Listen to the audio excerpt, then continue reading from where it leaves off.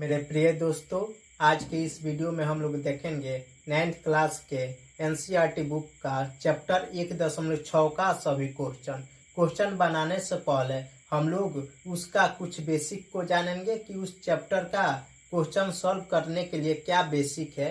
सबसे पहले बेसिक को देखेंगे। यहाँ पे उसका बेसिक होगा, जैसे यहाँ पे हम लिख देते हैं x का घात n। यहाँ पे इसको हम पढ़ते हैं x का घात n, जहाँ पर n को हम घात बोलते हैं, n को घात बोलते हैं, इसका इंग्लिश पावर होता है। n को घात बोलते हैं और x को आधार बोलते हैं, x को आधार बोलते हैं, जिसका इंग्लिश बेस होता है। अब यहाँ पे इसको x का घात n पढ़ते हैं, हम लिखेंगे जैसे x का घात 5 हम लिख दिए। x का घात 5 का मतलब है 5 बार x लिख करके गुणा करना है, जैसे x गुणे x गुणे x गुणे x गुणे x। y का घात अगर 2 लिखेंगे तो y का घात 2 का मतलब हो गया y गुणे y। घात में जितनी संख्या रहेगा उतना बार आधार को लिख करके उसमें मल्टीप्लाई किया जाता है। इसी पर आधारित 4-5 फार्मूला को हम लोग देखेंगे कि उस फार्मूला का कैसे यूज करते हैं। एक नंबर में होता है x का घात m गुणे x का घात n।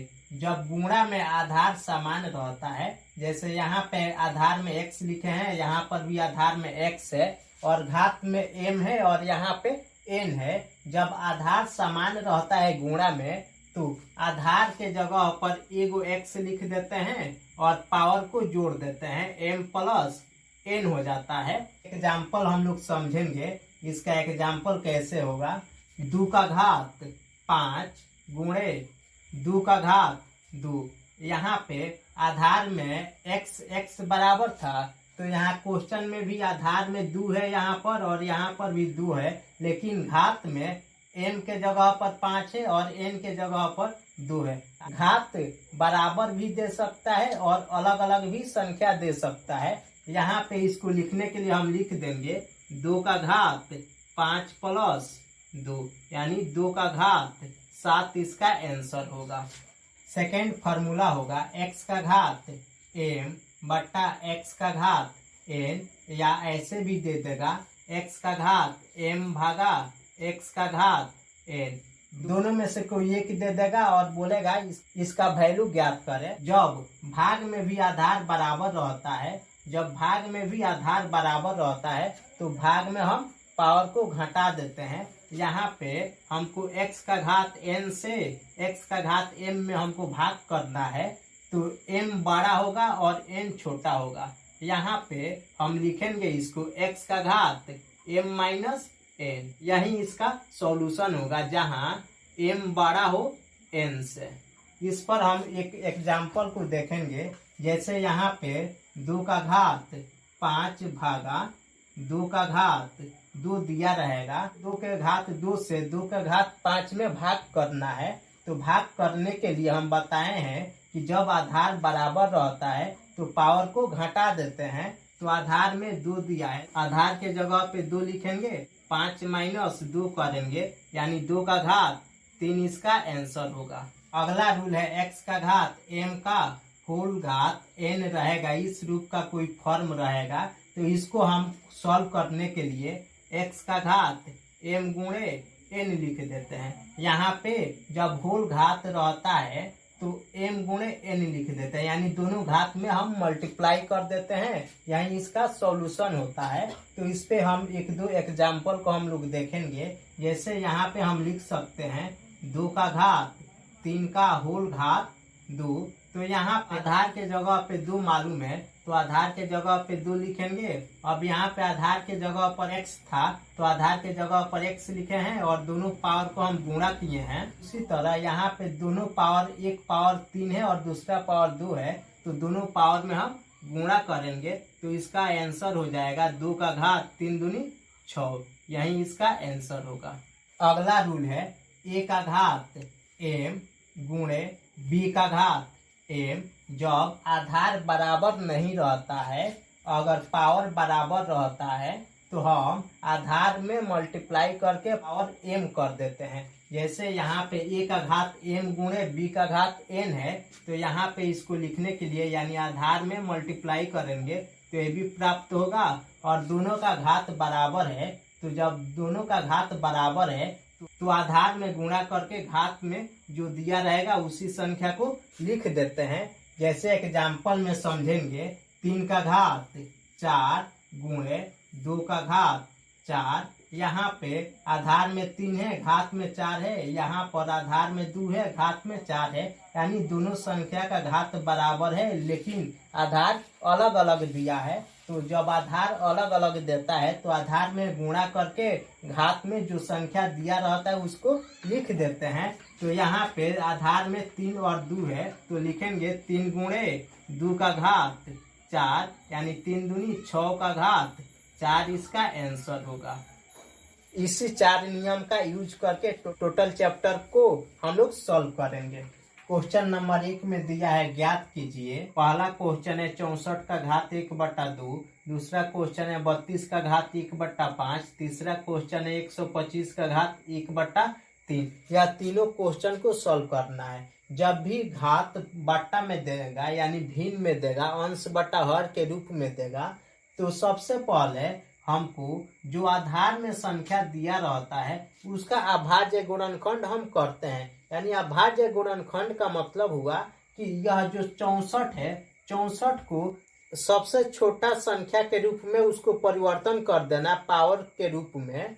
तो यहाँ पे 64 का अभाज्य गुणनखंड करेंगे तो 64 का अभाज्य गुणनखंड होगा, 2 से कटाएंगे तो 32 बार में कटेगा, 32 कटाएंगे 2 से 16, फिर 2 से 16 कटाएंगे 8 बार में कटेगा, फिर 2 से 8 4 बार में कटेगा, 4 2 से 2 बार में कटेगा। यानी 64 को हम लिख सकते हैं 1 2 3 4 5 6, यानी 2 का घात 6। 64 को हम लिख दिए 2 का घात 6। अब इसका होल घात है 1/2। आपको हम बताए हैं फॉर्मूला में कि जब x का घात m का होल घात n रहता है तो हम लिख देते हैं x का घात m गुणे n। अब यहाँ पर m के जगह पर 6 प्राप्त है और n के जगह पर 1/2 प्राप्त है। अब आधार के जगह पे 2 लिखेंगे। अब दोनों घात में गुणा करेंगे यानी 6 गुणे 1/2 करेंगे, 2 से 6 3 बार में कटेगा, यानी 2 का घात हम 3 लिखेंगे, इसका मान प्राप्त होगा 8, यही इसका आंसर होगा। क्वेश्चन नंबर 2 में दिया है 32 का घात 1/5। अब 32 को छोटा से छोटा संख्या के रूप में हम तोड़ेंगे और उसको घात के रूप में लिखेंगे।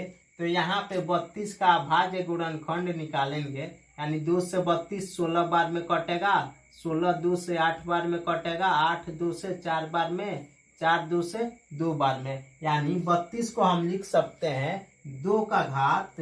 अब गिनेंगे कितना 2 हमको प्राप्त हुआ है, 1 2 3 4 5, 5 2 हमको प्राप्त हुआ है। तो 2 का घात हम 5 लिखेंगे, 2 का घात 5 का होल घात 1/5 लिखेंगे। अब दोनों घात में हम गुणा करते हैं, यानी 5/1 हम यहाँ पे लिख लेंगे और 1/5 है, तो गुणा में तिरछा तिरछी कटा देते हैं। तो यहाँ पे 5 से 5 कट गया, तो यहाँ पे प्राप्त हो गया 2 का घात 1, यानी इसका मान 2 प्राप्त हुआ।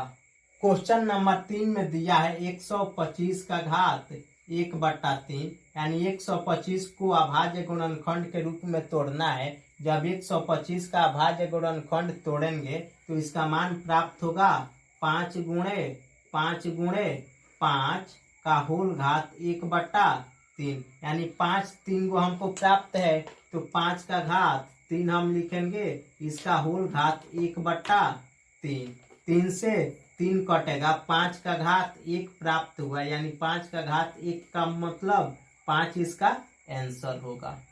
2 नंबर क्वेश्चन में भी मान ज्ञात करना है, यानी 1 नंबर क्वेश्चन में दिया है 9 का घात 3/2। अब 9 का अभाज्य गुणनखंड करेंगे तो इसका मान प्राप्त होगा 3 गुणे 3। 9 को 3 गुणे 3 के रूप में लिख दिया। अब इसका घात दिया है 3/2। 2 गो 3 है, तो 2 गो 3 के लिए 3 का घात 2 लिखेंगे। अब इसका होल घात 3/2 2 है, 2 से 2 कटेगा यानी 3 का घात 3 प्राप्त होगा। 3 का घात 3 बराबर 3 का घात 3 का मतलब 3 का क्यूब हम लिखेंगे। 3 का क्यूब प्राप्त होता है 27।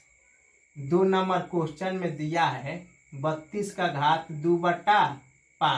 32 का अब अभाज्य गुणनखंड करेंगे, प्राप्त होगा 2 का घात 5 का होल घात हम लिखेंगे 2/5। अब 5 से 5 कटेगा तो 2 का घात 2 प्राप्त हुआ। 2 का घात 2 का मतलब होता है 4, तो इसका मान 4 होगा। क्वेश्चन नंबर 3 में दिया है 125 का घात -1/3। तो 125 को हम लिख देंगे 5 का घात 3 का होल घात -1/3, यानी 5 का क्यूब 125 होता है। तो यहाँ पर 3 से 3 कटेगा तो 5 का घात -1, किसी भी संख्या का घात -1 होता है उसका मान हम बट्टा में लिखते हैं, यानी -1 का मान ही होता है 1/। तो यहाँ पे -1 का वैल्यू हम लिखेंगे यानी 1/5 होगा, यही इसका आंसर होगा। जब भी किसी क्वेश्चन में घात में माइनस में दिया रहता है, जैसे यहाँ पे अगर 2 का घात -2 दिया रहेगा तो माइनस का हमेशा मान होता है 1/, यानी 1/, लिखेंगे। अब 2 का घात 2 दिया है तो 2 का घात नीचे 2 लिखेंगे, यही इसका आंसर होगा। क्वेश्चन नंबर 3 में भी सरल करना है। 3 के पहला नंबर क्वेश्चन दिया है 2 का घात 2/3 गुणे 2 का घात 1/5। हम आपको कंडीशन बताए हैं कि जब आधार समान रहता है तो गुणा में पावर को जोड़ देते हैं, यानी जब आधार में x है आधार में x है तो आधार जब बराबर रहता है तो आधार के जगह पर आधार का मान लिख देते हैं और घात लिखने के लिए दोनों के घात को जोड़ देते हैं, यानी x का घात m + n लिखते हैं। जैसे यहाँ पे हम कंडीशन लगाए हैं इसी कंडीशन को हम इस क्वेश्चन में लगाएंगे। जैसे यहाँ पे आधार दोनों का बराबर है उसी तरह यहाँ पे दोनों का आधार बराबर है, यानी आधार के जगह पर 2 है, यहाँ पर भी 2 है तो आधार के जगह पे 2 लिखेंगे। अब यहाँ पे 2 का घात 2/3 गुणे 2 का घात 1/5 दिया है तो आधार बराबर है तो आधार के जगह पे आधार लिखे। अब घात को जोड़ेंगे यानी 2/3 + 1/5, इसको हल करेंगे यानी 2 का घात 2 × 5 = 10, 3 × 3 = 10, 3 13/5 3 15, यानी 2 का घात 13/15 प्राप्त हुआ। यह 13/15 हमको प्राप्त हुआ, यह दोनों भिन्न के जोड़ करेंगे तो हमको 13/15 प्राप्त होगा, यही इसका आंसर होगा। क्वेश्चन नंबर 2 में दिया है 1/3 का घात 3 का होल घात 7। एक बात आपको मालूम होना चाहिए कि 1 का घात हम कितना भी लिखते हैं, यानी 10 बार 1 लिख करके हम गुणा करेंगे तो 1 हमको प्राप्त होगा, या 1 का घात हम 20 लिखे हैं 1 को 20 बार लिख करके गुणा करेंगे तो अभी 1 होगा। तो यहाँ पे 1/3 का घात 3 दिया है तो इसको हम परिवर्तन करके 1 का घात 3/3 का घात 3 का होल घात 7 लिख सकते हैं।